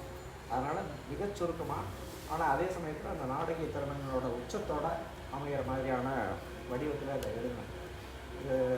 அது ஒரு பெரிய சவாலான விஷயம். எதை விடுறது எதை எழுதுறது. அதே சமயத்தில் ஆவணங்களாக அது இருக்கக்கூடாது. ஆவணத்தில் இருக்கக்கூடிய விஷயம் அதில் இருக்கக்கூடாது. நீங்கள் ஆவணத்தை படிக்கிற மாதிரியா இந்த நாவலை படிக்க முடியாது, படிக்கக்கூடாது. அந்த மாதிரியான விஷயத்தெல்லாம் எடுத்துகிட்டு இதை நாவலாக உருவாக்க வேண்டியிருந்தது. இதனுடைய முதல் வரைவு ஒரு 400 பக்கம் எழுதி முடித்து முதல் வரைவை கொடுத்ததுமே வசந்தகுமாருக்கு தெரிஞ்சவங்களுக்கு எல்லாம் தெரியும். அவர்கிட்ட ஒரு வரைவு கொடுத்தீங்கன்னா, நாவலோ சிறுகதையோ எதை கொடுத்தாலும், நாவல் முக்கியமாக கொடுத்தீங்கன்னா அந்த இடத்துக்கு உடனடியாக அவரை கூட்டிகிட்டு போய் ஆகணும். அவர் அந்த இடத்த பார்த்தாகணும். அது எங்கே நடந்தாலும் சரி அந்த இடத்த பார்த்து தான் ஆகணும். வேணுகோபாலுக்கு தெரியும், எல்லாத்துக்கும் தெரியும். அதனால் அந்த நாவலை படிச்சுட்டு இருக்கும்போது ரண்டம்பூர் போயிடலாம் அப்படின்னா, நான் கொடுத்தது வந்து ஒரு பிப்ரவரி மாதம் மார்ச் மாதம் நினைக்கிறேன். ரண்டம்பூர் போகணும் பிளான் பண்ணு அப்படின்னாரு. இப்போ பிளான் பண்ணுறதுனா எல்லோரும் யோசித்து மே மாதம் போகலாம் அப்படின்றது. மே மாதத்தில் கடுமையான வெயிலாக இருக்கும், 40 டிகிரிக்கு மேலே தான் இருக்கும். நண்பரை மறுபடியும் கூப்பிட்டு இந்த மாதிரி ரண்டம்பூர் பார்க்கணுங்கிறாரு, வரலாமான்னு கேட்டால், வாங்க எங்களுக்கு ஒன்றும் இல்லை, எங்களுக்கு பழக்கமாகிடுச்சு, 42 டிகிரியில் நீங்கள் தாங்குவீங்களான்னு பாருங்கள் அப்படின்னாரு.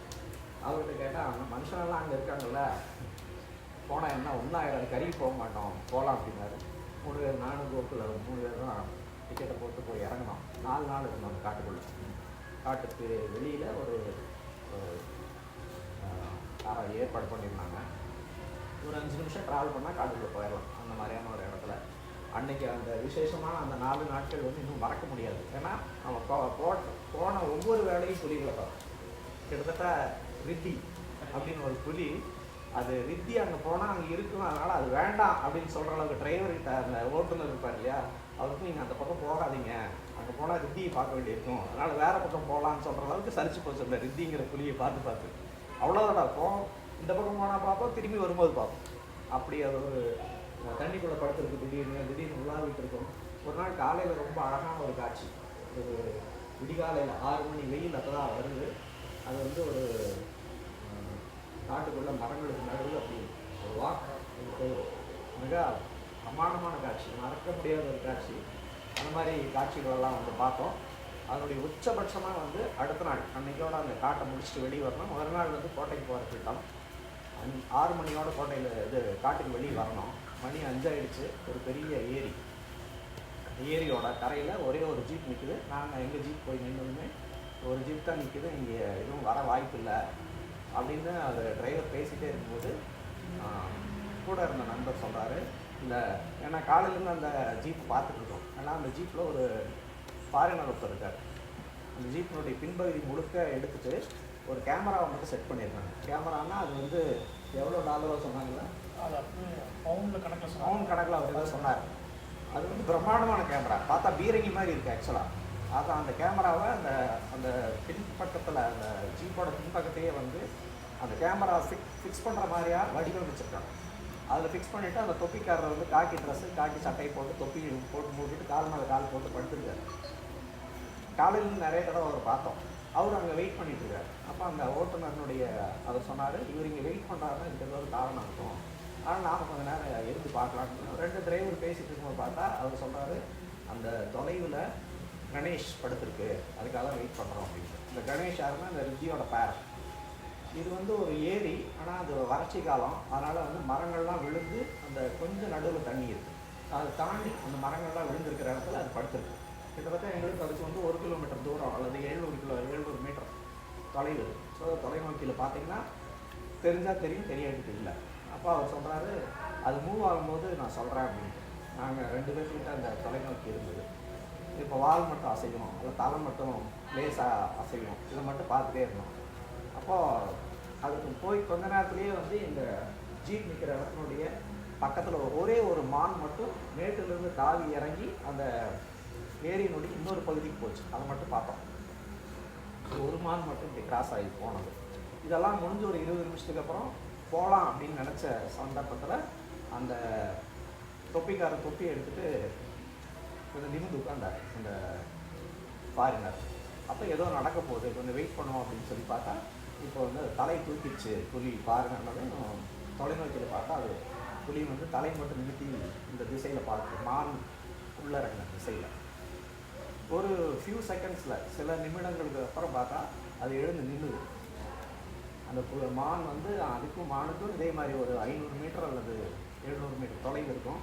இந்த மான் வந்து எதையுமே கவனிக்கல, ஆனால் அது தலை மட்டும் நிறுத்தி அப்புறம் கொஞ்ச நேரத்தை எழுந்து நின்று உடம்பு அவர் சொன்ன மாதிரி தோலெல்லாம் நீட்டிட்டு உடலை பின்னாடி நீட்டி அது தாவரக்கு தயாராக இருக்குது. வந்து எல்லோரும் அலர்ட்டாக பார்த்துட்டே இருக்கோம். ஒரு குறிப்பிட்ட ஒரு தருணத்தில் அங்கேருந்து பாஞ்சு ஒரு இந்த 100 மீட்டர் இதில் டேஷில் ஓடுவாங்களே அந்த மாதிரி தாவி பாஞ்சு ஒரு அதிகபட்சம் வந்து ஒரு 4 அல்லது 5 வினாடிகள் தான் இருக்கும். வந்து ஒரு இங்கேருந்து அவ்வளோ தொலைவில் காற்றுல அப்படி பாஞ்சு தன்னுடைய வலது வயிறு இல்லையா மானுடைய கழுத்தில் ஓங்கி ஆரம்பிது. அவ்வளோதான். ஒரு 4 செகண்ட் கூட நடந்தது. இத்தனை அது புழுதி பறக்க அப்படியே பறந்து வந்து ஒரு 4 செகண்ட் இருக்கும்போது அந்த சுற்றி வளைச்சு அதனுடைய மான் வந்து எப்போ கவனிக்குதுன்னா அந்த சத்தம் அதனுடைய காதுகளுக்கு வந்து திரும்பி பார்க்குற நொடியில் அடிச்சிருச்சு. அவ்வளோதான். அதுக்கப்புறம் ஒரு 20 நிமிஷம் அந்த காட்சி நடந்தது. அந்த புலி சார வரைக்கும் அதை போட்டு அமுத்தி அதனுடைய குரல் வலையை கழிச்சு எலும்பு நொறுங்கிற சத்தமெல்லாம் எங்கள் காதில் விழுந்தது. அதனுடைய கழுத்தெலும்பு முறியும் இல்லையா அது. அப்புறம் அதை இழுத்துட்டு வரும்போது மேலே நாங்கள் இருந்த பாதையில் தான் வர ஆரம்பிச்சிது. ஆனால் இந்த கொம்பு பெரிய கொம்பு கால்களுக்கு நடுவில் வச்சு இழுத்து வர முடியல. அப்புறம் நடுவில் திருப்பியும் அதை போட்டு திருப்பியும் கடிச்சிது. திருப்பி எலும்பெல்லாம் உடச்சி மீண்டும் இழுத்துட்டு வரும்போது பார்த்தா இந்த தகவல் எப்படின்னா ரத்தம்பூரில் டிரைவர்களுக்குள்ள சமிகைகள் உண்டு. உடனே சொல்லிடுவாங்க, நீங்கள் கணேஷ் புலி அடிச்சிச்சுன்னதுமே ஒரு 20-30 ஜீப் வந்துருச்சு. ஜீப் வந்ததுன்னா அந்த இடம் ஒரே கலைபரமாகிடுச்சு.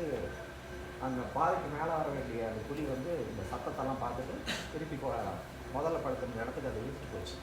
இழுத்துட்டு போகும்போது அதை ரொம்ப தூரம் இழுத்துட்டு போக முடியாமல் ஒரு இடத்துல போட்டு கொஞ்சம் சாப்பிட்டுட்டு அப்புறம் மறுபடியும் இழுத்துட்டு போகிறது. இந்த மாதிரி கிட்டத்தட்ட ஒரு 40 நிமிஷம் இந்த காட்சியை பார்த்தோம். அது கூட அந்த நண்பர் ஜெய்ப்பூரில் இருக்க நண்பர் சொல்கிறார், நான் 20 வருஷம் 16 வருஷமாக இங்கே இருக்கேன், இப்படி ஒரு வேட்டையை பார்க்குறது வந்து உங்களுக்கு வாட்ச் அதிர்ஷ்டம் கிட்ட எங்களுக்கு வாட்ச் இருக்குங்க. ஒரு 4 நாள் முன்னாடி வேமவன்கிட்ட பேசிட்டு இருக்கும்போது இந்த காட்சி சொன்னேன். அவரும் அதுதான் சொன்னார், தியோடர் பாஸ்கரன் இவ்வளோ வருஷமாக காட்டுக்குள்ளே சுற்றிட்டு இருக்காரு, அந்த மனுஷன் இதை பார்த்தது இல்லையா, உங்களுக்கு எப்படி இப்படி ஒரு காட்சி கிடச்சிருக்கு, ஒருவேளை அப்படி ஒரு காட்சி கிடச்சதுனால தான் வேண்டியவன மாதிரி ஒரு நாவலை எழுத முடியும்னு நினைக்கிறேன். இதுதான் என்னுடைய அனுபவம். இதில் நிறைய விஷயங்கள் ஆவணங்கள் இருந்து பண்ணது, நண்பர்கள்கிட்ட பேசி வேற மாதிரியான நண்பர்கள் ஜெய்ப்பூரில் இருக்கக்கூடிய நண்பர் நிறைய தகவல்களை கொடுத்தாரு. அப்புறம் இதை திருப்பி சரி பண்ணும்போது தேவையான பகுதிகள் எல்லாம் எடுத்து இது இன்னொரு அரசு நூற்றாண்டை பற்றி எழுதப்பட்ட பகுதியை தவிர இன்னொரு பகுதி இருக்குது. அதனால நான் அதை பிரித்து எடுத்தோம். அது வேற ஒரு நாவலாக பண்ணிடலான்னு. நூற்றாண்டை பற்றி ஒரு நாவல் ஒரு இல்லை, கொஞ்ச நாள் ஆகும். அதே மாதிரி ஜெய்ப்பூரில் சௌஹான் வம்சத்தில் இருக்கக்கூடிய இன்னொரு அரசியை பற்றின ஒரு நாவல், அது இந்த பகுதி மொத்தமாக எடுத்துவது அது தனியாக எழுதலாம். அவ்வளோ ஒரு விரிவான ஒரு நாவல் இருக்குது. அப்புறம் இதில் இந்த பின்பகுதியில் வரக்கூடிய மாஃபியா, இந்த புலி தோல் பல் எலும்பு இதையெல்லாம் கடத்தக்கூடிய மாஃபியா வந்து ஒரு பெரிய உலகம். அது நேபாள் வழியாக இந்தியாவுக்கு வெளியே போகக்கூடிய உலகத்தை நீங்கள் தொடர்ந்து எழுதிங்கன்னா அது பெரிய துப்பறியும் நாவல் மாதிரி இருக்கும். அவ்வளோ பெரிய உலகம் இருக்குது. அதை பற்றி நிறைய படித்தேன், நிறைய பேசினேன். ஆனால் அதில் ரொம்ப குறைந்த பக்கங்கள்லாம் எழுதியிருக்கேன். அதை விரிச்சு எழுதுனாலும் அது ஒரு இன்னொரு பெரிய துப்பறியும் நாவல் மாதிரி அவ்வளோ விஷயங்கள் வந்து இந்த நாவலுக்குள்ள இருந்துட்டே இருக்கு. நான் வந்து ஏற்கனவே சொன்ன மாதிரி எனக்கான ஒரு களம் ஆண் பெண் உறவு சார்ந்து குடும்பம் சார்ந்து எழுதக்கூடிய களம் தாண்டி இன்னொன்று எழுதணும் அப்படிங்கிற ஒரு முயற்சியை வந்து அந்த மாயப்புனகைங்கிற நாவலில் பண்ணேன். அதனுடைய இன்னொரு விரிவான வடிவமாக தான் இந்த வேங்கை வனம் நாவலில் எழுதி பார்த்துருக்கேன். இது எனக்கு ரொம்ப திருப்தியான ஒரு வடிவமாக, ஏன்னா இந்த நாவல் எழுதிருக்கும் போது அடுத்த 3 நாவலுக்கான விஷயங்கள் எனக்கு கிடச்சிச்சு. அந்த மாதிரியான ஒரு ட்ராவல் தான் அது. இதில் நீங்கள் சொன்ன விஷயம் வந்து இந்த ரைட்டர்ஸ் பிளாக் அப்படின்னு சொன்னீங்க. அது அப்படிப்பட்ட சோர்வு ஆரம்ப கட்டத்தில் வேணால் வரலாமா இருக்கும். ஆனால் அதுக்கு நம்மளை தயார்படுத்திக்கணுங்கிறது தான். அப்படி வந்து ஒரு நாள் காலையிலேருந்து ஒன்றுமே எழுத முடியல அப்படின்னா ஏற்கனவே எழுதுனது இதுக்கெல்லாம் ஹெமிங்வே மாதிரியான ஆட்கள்லாம் நிறைய ப்ராசஸ் சொல்லியிருக்காங்க. ஏற்கனவே எழுதுனதை எடுத்து திருப்பி எழுதுறது, அல்லது நான் வந்து என்னுடைய வழிமுறை என்னன்னு கேட்டிங்கன்னா மொழிபெயர்ப்பு. எதையாவது ஒன்று பண்ண முடியல, புதுசாக ஒன்று எழுத முடியலன்னா எதையாவது ஒன்று மொழிபெயர்க்க ஆரம்பிச்சிருக்கேன். அது பப்ளிஷ் பண்ணணும்னு அவசியம் கிடையாது. இந்த மொழியோட நமக்கு வந்து ஒரு புழக்கம் இருக்கணும், ஒரு பழக்கம் இருக்கணுங்கிறதுக்காக ஒரு கதையோ ஒரு கவிதையோ எடுத்து மொழிபெயர்க்க ஆரம்பிச்சிடும். நீங்கள் அந்த மொழியோட அந்த இதை வந்து தொடங்கிட்டீங்கன்னா அதுக்கப்புறம் நீங்கள் வழக்கமான பாதைக்கு வந்துடலாம். அப்புறம் தினமும் எழுதணும் அப்படிங்கிறது வந்து என்னுடைய பழக்கம். அது நம்முடைய வேலை நாட்களில் வேலைக்கு நடுவில் அது முடியுமான்னு கேட்டிங்கன்னா முடியும். தினமும் அந்த எழுத்துலேருந்து விடுபடக்கூடாது, அந்த தொடர்பை வந்து விட்டுறக்கூடாது அப்படிங்கிறலாம். காலையில் 5:30 மணிக்கோ 6 மணிக்கோ ஆரம்பித்து ஒரு 4 பக்கமோ 5 பக்கமோ எழுதுறது அப்படிங்கிறது வந்து நான் வச்சுருக்கிற பழக்கம். நான் ஒரு வேளை ஒரு பயணத்துக்கு போயிட்டு வந்தால் கூட அந்த அடுத்த நாள் உட்காந்து எழுதிடுவேன். அது வந்து என்ன எழுதுறதுங்கிறது வேறு. அது கதை எழுதலாம், கட்டுரை எழுதலாம், அதை மொழிபெயர்க்கலாம். ஆனால் காலையில் உட்காந்து ஒரு மணி நேரமாவது அந்த வேலையை செஞ்சோம். அதுதான் எனக்கு வந்து தொடர்ச்சியாக எழுதக்கூடிய ஒரு பழக்கத்தை கொடுத்துருக்கு. அப்புறம் ஒரு வகையில் இந்த எழுதி இப்போ 30 வருஷம் 20 வருஷமாக எழுதிட்டு இருக்கோம். இப்போ எழுதாமல் இருக்க முடியாது. நீங்கள் 2 நாள் எழுதாமல் விட்டீங்கன்னா என்னவோ மாதிரி இருக்கு. அதை கொண்டு போய் உட்கார வச்சுருக்கோம். அப்படி பழக்கப்படுத்தியிருக்கோம், அந்த இடத்துக்கு பழக்கப்படுத்தியிருக்கோம், எழுத்து இருக்கிறதுக்கு பழக்கப்படுத்தியிருக்கோம். அப்புறம் தொடர்ந்து இலக்கங்களை வச்சுட்டே இருக்கும். அடுத்தடுத்து இன்றைக்கி இதை முடிக்கணும். அப்புறம் ஒரு பெரிய ஒரு இலக்கம், சின்னதாக ஒரு இலக்கம். இன்றைக்கி ஒரு கட்டுரை கேட்டிருப்பாங்க, இல்லை ஒரு கதை கேட்டிருப்பாங்க. அது வந்து ஒரு இன்றைக்கி இருக்கக்கூடிய இலக்கு, அல்லது இந்த வாரத்துக்கான இலக்கு. எனக்கு அடுத்த 6 மாதத்துக்கான இலக்குங்கிறது ஒரு நாவலை வச்சுருப்பேன். இந்த மாதிரி எப்படி ஒவ்வொன்றுக்கும் நம்ம டார்கெட் வச்சுருக்கோம்னா எழுத்துக்கும் நீங்கள் உங்கள் எழுத்தில் சீரியஸாக இருந்தீங்கன்னா அதுக்கு ஒரு டார்கெட் வச்சு எழுதுனா எழுதலாம். தடைகளை சுலபமாக தாண்டலாம் அப்படின்னு யார் என்ன கேட்டாங்க. நான் இந்த புலிகள் சரணாலயத்தை பற்றி நீங்கள் அரசியல் சார்ந்த சில விஷயங்கள்லாம் சொல்கிறீங்க. எனக்கு இந்த அரசியல் சார்ந்து எழுதுன புத்தகம் நான் எதுவும் படிக்கிறேன். எனக்கு வந்து டைகர் ப்ராஜெக்ட் அப்படின்னு ஒன்று வரலைன்னா இன்றைக்கி இருக்கக்கூடிய இந்த 3000 புலிகள் கூட இந்தியா இருந்திருக்காரு.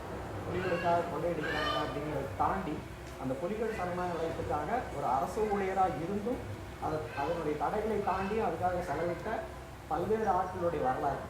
அது வந்து ஒவ்வொருத்தருக்குமான பார்வை வேறு, ஒவ்வொருத்தருக்குமான அந்த நோக்கங்கள் வேறு. ஆனால் அதுக்காக வழியாக்கப்பட்ட ஆட்கள் இருக்காங்க, அந்த அதிகாரங்கள் இருக்குது. அதை பற்றி ஒரு நாவல் இருக்குது. ஆனால் இன்றைக்கி இருக்கக்கூடிய ரத்தம்பூர், இன்றைக்கி இருக்கக்கூடிய புலிகள், அதுக்கு காரணம் வந்து இந்த டைகர் ப்ராஜெக்ட் தான். அந்த டைகர் ப்ராஜெக்ட் நம்ம உருவாக்கணும்னா இன்றைக்கி ஒரு புலியோட இந்தியாவில் இருக்குது, அதில் சந்தேகமே கிடையாது. அந்த பார்வையோடு தான் அதில் சொல்லியிருக்கோம். வேறு யார் கேட்டது? அதான் கேள்வி கேட்டுருவாங்களா?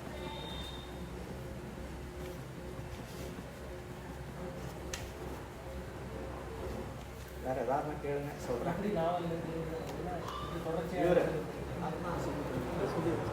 டெய்லி எழுத வேண்டியதுதான்.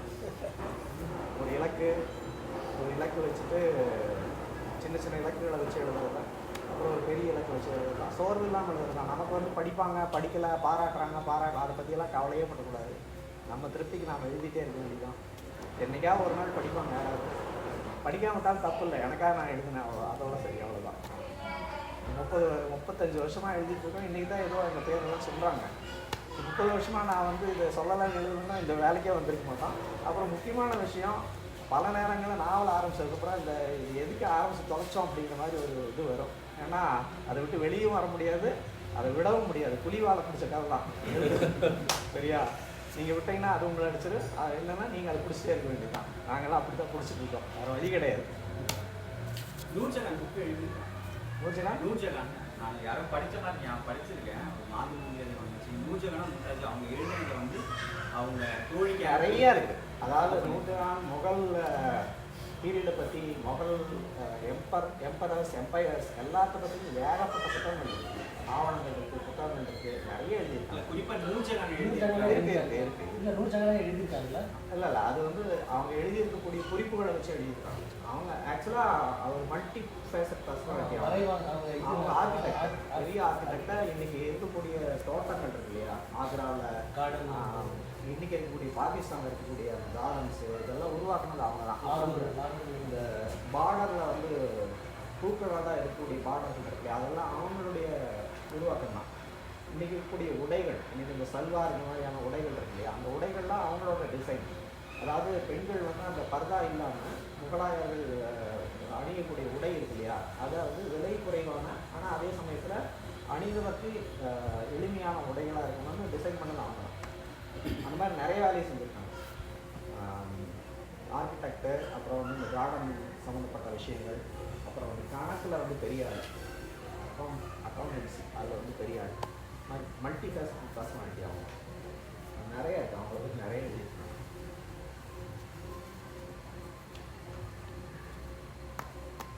வேறு எதுவும் நான் கேளுன்னு சொல்கிறேன்.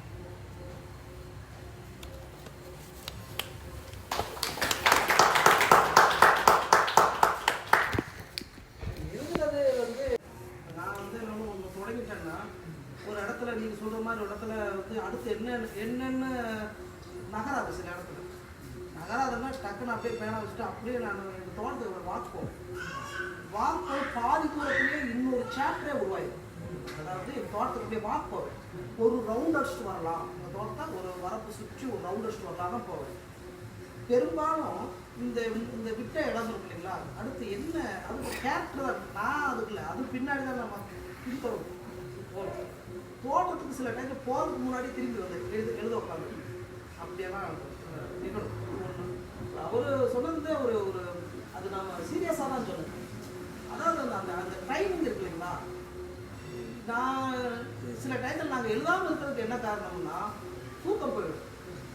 காலையில் எழுந்திரிச்சு ஆஃபீஸ் போகணும் இல்லையா, அந்த எழுத ப்ராசஸ் ஆரம்பிச்சிட்டா அன்னைக்கு நைட்டு முழுக்க தூக்கம் போயிடுச்சு. காலையில் போய் ஒன்றுமே பண்ண முடியாது, அந்த தூக்கத்திலே இருக்கும். அதுக்கு பயந்துட்டு ஏதாவது சனி ஞாயிறு எழுதுனாங்க. சில டைமில் மற்ற டைமில் 3 விஷயங்கள் வந்து ஒரு கல் இதழும் பொழுது உண்மையிலே அப்போ என்ன நடக்கும்னா எழுதாமல் தான் இருக்கும். ஒரு 5 நாளைக்கு எதை சூஸ் பண்ணுறதுன்னு சில டயத்தில் நம்ம மைண்டே இதாங்க. 3 விஷயங்கள் வந்து நிற்கும். எதை முன்னாடி வைக்கிறது, எதை இந்த சாஸ்டோரின்னு வச்சுக்கோங்க, அது எதை முன்னாடி எழுதுன்னு நம்மளுக்கே குழப்பையாகும். அப்போ அந்த 3 எழுதாமல் போகிற காலத்தில் உண்டு. ஆனால் மனம் வந்து எழுதிட்டு தான் இருக்கும். அது எப்படி நம்மளுக்கு அதான் அந்த டாஸ்மார்க் அந்த கரெக்டாக அந்த 5 மணிக்கு வேலையை முடிஞ்ச உடனே ஓடுறாங்க இல்லைங்களா, அந்த மனநிலை தான் அது. அது அது ஒரு போதை தான் அது. அதுக்கப்புறம் அதை கைவிடவும் முடியாது. நீங்கள் அவனை போய் நீ கைவிடுன்னு சொன்னால் அது இல்லைங்களா, அது எழுதாமல் இருந்தோம்னா அது இன்னொரு பெரிய ஒரு ஒரு பாதிப்பு ஏற்படுத்தும். எழுதுறதே எங்களுக்கு வந்து சரியா இருக்கும். ஒரு பெரிய புத்தகமே இருக்குது. அதாவது ஒவ்வொரு எழுத்தாலும் எப்படி பண்ணியிருக்காங்க. நான் எனக்கு இந்த தோணும் இப்போ